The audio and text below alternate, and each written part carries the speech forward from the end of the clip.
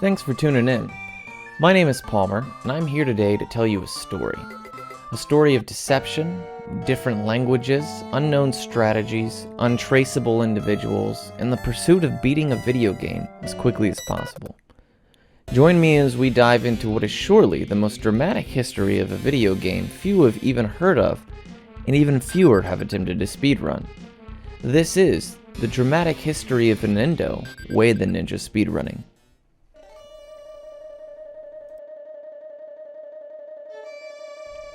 Inindo, Way of the Ninja was developed and published by Koei in Japan in 1991, later released in North America in 1993.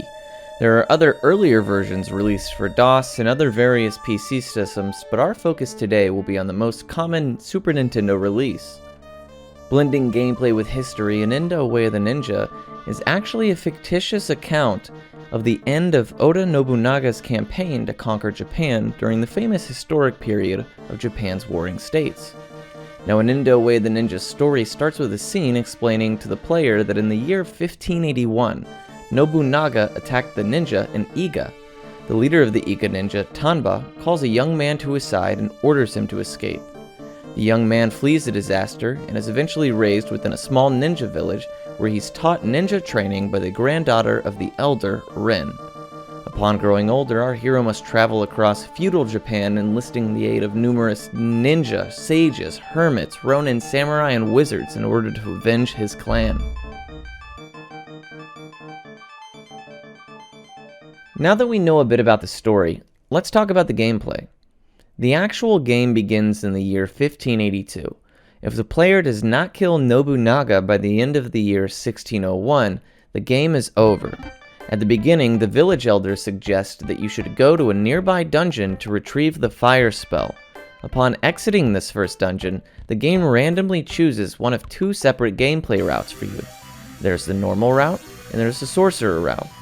Now, the normal route has the other ninja soldiers fighting the player, while the sorcerer route has the player facing off against supernatural and mythical monsters.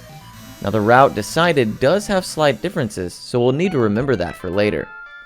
To complete the game, the player must recruit NPCs in order to successfully survive the 18 dungeons and large-scale battles the game has to offer. Now, NPCs can be recruited in a few different ways. The first is that you can earn their trust by talking with them at tea houses and inns. The second is that you can fight ninjas by attacking them in town or on the world map, some of which afterwards will request to join you. Also, some NPCs will randomly request to join you based on your relationship with certain daimyos, and we'll talk more about this later. While discovering and recruiting allies, the player must also pay close attention to the day-night cycle that actively takes place during gameplay. Remember, we have 18 game years to beat the game. And during this time period, the player must choose between one of 15 reigning daimyos currently warring with Nobunaga. The specific daimyos that will be actively combating him will be random from playthrough to playthrough. Once the player has earned the trust of the daimyo, they will initiate war acted out through RTS-style combat. If the player wins the war, they will begin pursuing Nobunaga through the final dungeon, Nobunaga's Castle. Now, during all of this, the player must conquer dungeons to learn magic, fight off random encounters from enemy ninjas of the daimyo factions that rival the one you choose to ally with, and do all of this within the 18-day time limit.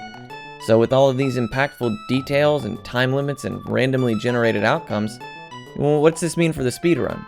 Well, let's talk about how this game translates into a speedrun. Now, there are a few core ideas for the speedrun. The first is to obviously complete the first dungeon to see what route you get. The route will determine the movesets and additional enemies in certain boss fights throughout the run.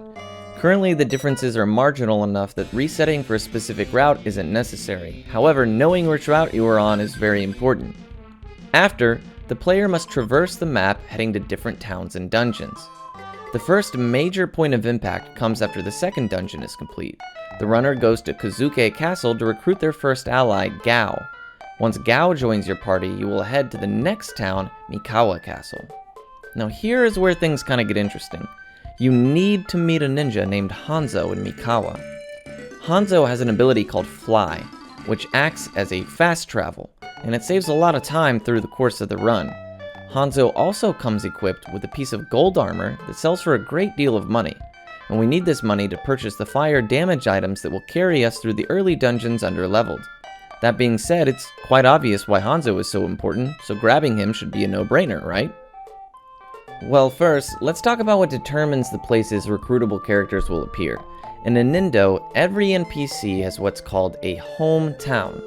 Now, when the game starts, this is where they'll begin. Once the route is decided that we mentioned earlier, the NPCs will start to move from town to town in randomized patterns. Now, some NPCs prioritize some towns over others, and some will only appear in certain towns within certain periods of days or years. Now, all the recruitable characters have personalities that contribute to how easy they are to kill or recruit. And lastly, it's possible for characters to die as they travel from place to place, and they're permanently lost as a result. Replacement characters will take their slot on the passing of the next year cycle, however, unique abilities won't be maintained. Thanks to a cool data editing tool created by Naruse from romhacking.com, we can identify all of the personality traits that play a part in characters being where they need to be. Alternatively, there are seer NPCs in the game that will tell you the current whereabouts of a couple different NPCs at any given time. Now that we've covered the NPC mechanics, what does that mean for Hanzo appearing in Mikawa? Well, since Mikawa is his hometown, we have to hope that he's going to be there by the time we arrive. Based on some rough estimates, it's about a 56% chance that he'll be there with the current strategies. It goes without saying that this becomes a major reset point in the speedrun, usually taking place around 30 to 40 minutes in. The run from this point, though, is pretty straightforward. From here, you traverse different dungeons using damage items to kill encounters in order to maintain a reasonable level. Before Mount Antake, we will shop for as many sleep bombs as we can carry. As luck would have it, some bosses are susceptible to sleep, and if we fail to get Hanzo and Mikawa, we're unable to afford the sleep bombs and we have to rough it through the next few significant battles. In Mount Antake, we fight Nobunaga for the first time. Now, runners will typically spam sleep bombs and attack while slept to quickly dispatch the fight. Now, doing the fight without sleep means that even a single crit from Nobunaga will end your run 1.5 hours in. Now, after the first bout with Nobunaga, runners will traverse a few more dungeons until they reach the next boss in the run, Ashura. At this point in the run, we have access to ninja magic called Super that gives the buffed character significant increase to stats.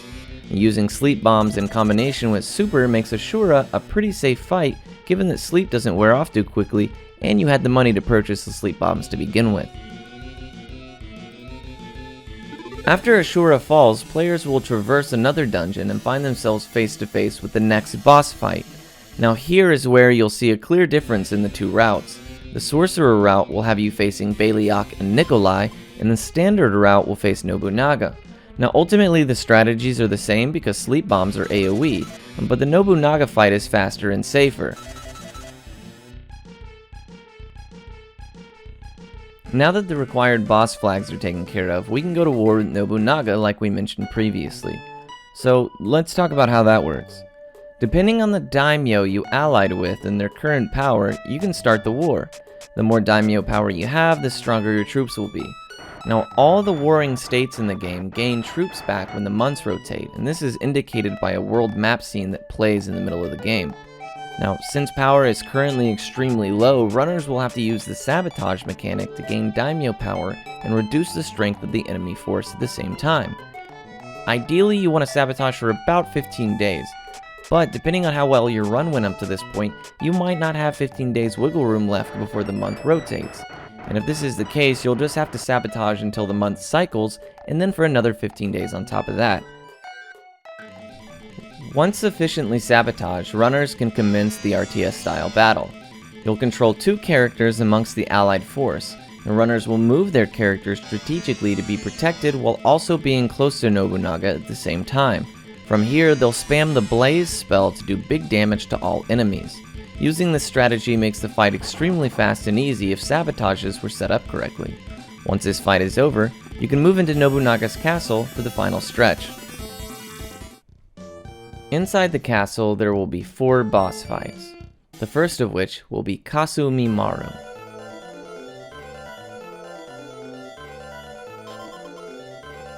The second fight is Kidomaru and Mugenbo.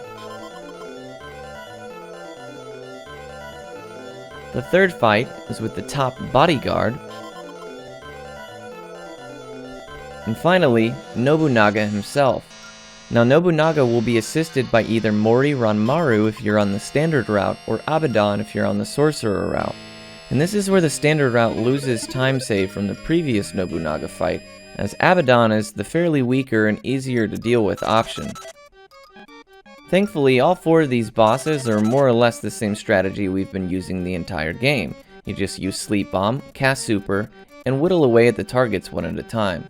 The time saves on all 4 of these fights largely depends on how long sleep lasts, the frequency of crits, and how well you do your menuing. In the Nobunaga fight, the runner will focus down the additional enemy before working on Nobunaga. After he falls, the time stops and Nobunaga offers a few last words. Now these will differ as well depending on which of the 2 routes you're on.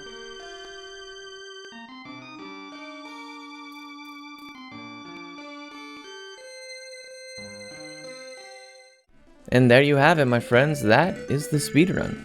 It's a decent mix of combat, some strategy, and a fair amount of RNG. But what do speedrun times look like for a Nindo Way of the Ninja? Well, that's where things get a little interesting. Let's go ahead and take a look at the current leaderboard. So here is the leaderboard for Inindo as it sits right now today. However, this doesn't really tell the whole story as to why the best time is 2 hours faster than the second best time. It also doesn't include the most impactful contributor to the speedrun route and the previous world record holder, Birdman. Well, why is that? We'll talk about that here in a bit. But first, let's break down the route adjustments that were made that contributed to the faster times. The biggest change to the route came with the decision to use Gao and Hanzo, because initially the runs would take whatever ninja that they got and swap them out for better ones as they encountered them. This put the runners of the old route behind significantly on gold, and they couldn't fast travel. Birdman's first run using this strategy resulted in a big world record, but unfortunately that footage of the run no longer exists. The next was the sleep bomb strategy. Now initially runners did know that the sleep bombs were useful, but ultimately had to make the decision between farming gold via recruiting or just chancing upcoming fights without the opportunity to sleep. Most runs usually opted for the latter. The first run incorporating consistent sleep bomb strategies, again by Birdman, led to a considerable world record. Again, however, footage of this run doesn't exist. The final change was a bit more subtle. Instead of using whatever your strongest teammates were at the end of the game, Birdman opted to take the main character and 2 cleric-type teammates instead. As seen in the video, the older routes usually ended up with 2 attackers and 1 cleric. Well, 2 attackers seems faster on paper, but when you factor in casting buffs and how expensive they are to maintain, 1 healer just simply can't keep up with it and the buffs only last for a very short while. Having 2 clerics maintain sleep and buffs on the 1 attacker actually saves a considerable amount of time. Birdman's first run incorporating this new setup would go to save over 16 minutes in the final boss fight alone. Unfortunately, you guessed it, this footage no longer exists either.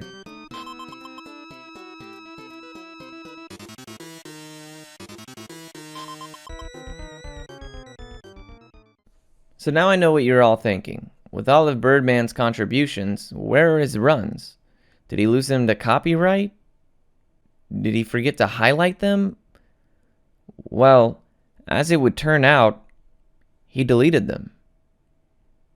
Why would he do this? Why would a speedrunner delete their runs, especially world records achieved due to their own contributions?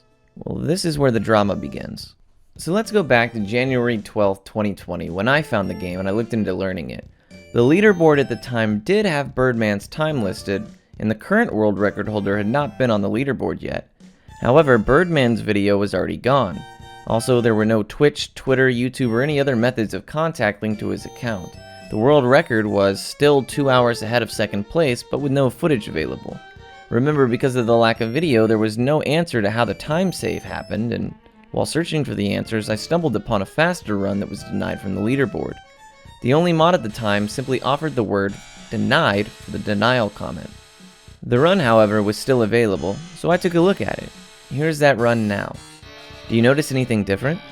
Well, it's in Portuguese. What's that matter? Like, who cares, right? But it matters a lot when you know that the game was actually never made in Portuguese. That's right, the runner translated the ROM to Portuguese from its original version himself. and over the course of the run, balance issues begin to pop up, either intentionally or not, as a result of the translation patch applied. So obviously this run could not be accepted. Well, who was the runner submitting this obviously altered run? That would be Elveskis, the current world record holder. See, the third place runner, Lightning Luke 81, was actually the only moderator at the time, and he had denied the cheated run and then ultimately retired from speedrunning. I reached out to him and he logged on long enough to give me moderation powers before taking his leave for the final time. So what do I do now? Well, in order to better organize the leaderboard, I figured I would message Elveskis and begin my hunt to try to track down Birdman. One thing I did find was that Birdman did post on Speedrun.com forum, but those messages are no longer available since he deleted his whole account. Well, thankfully I archived them, and as we can see from the post, Birdman was the one who brought the cheated run to the attention of the moderators to begin with. This run had originally been accepted and sat as the world record. Birdman claimed that the sub 4-hour time, which he would eventually come to beat on his own, was nearly impossible to beat or emulate. So at least now we have some better backstory there. However, it only raises more questions in terms of how Birdman would eventually get that sub 4-hour run himself. Was he frustrated by the moderation team and ultimately decided to use the same Portuguese version? Remember, at this point we have no way of knowing what the improvements were because there was still no video available yet. We had to ask Birdman himself. Eventually, I did find Birdman.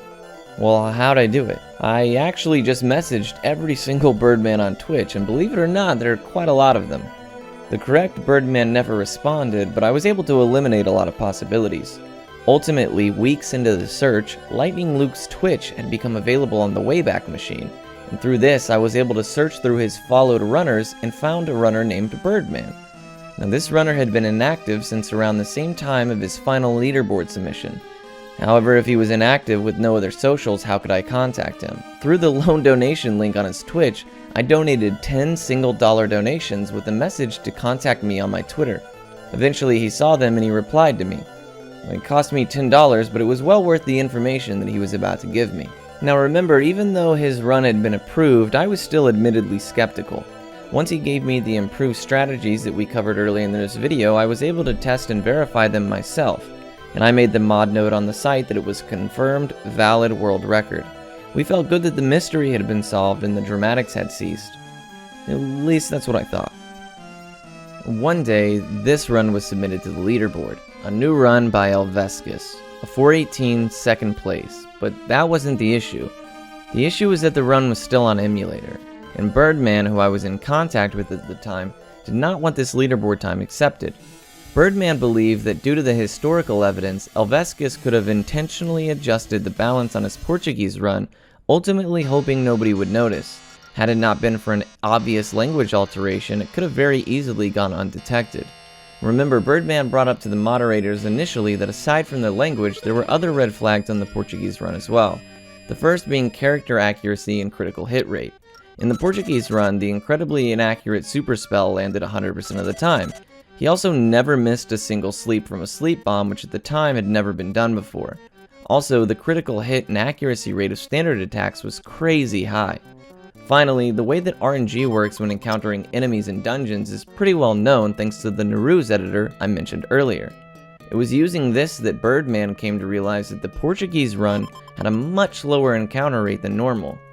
Once you know all of these details, and that the runner in question potentially had experience adjusting these values, if there were any small balance changes made under the hood in the newest run, it would be nearly impossible for even Birdman to tell.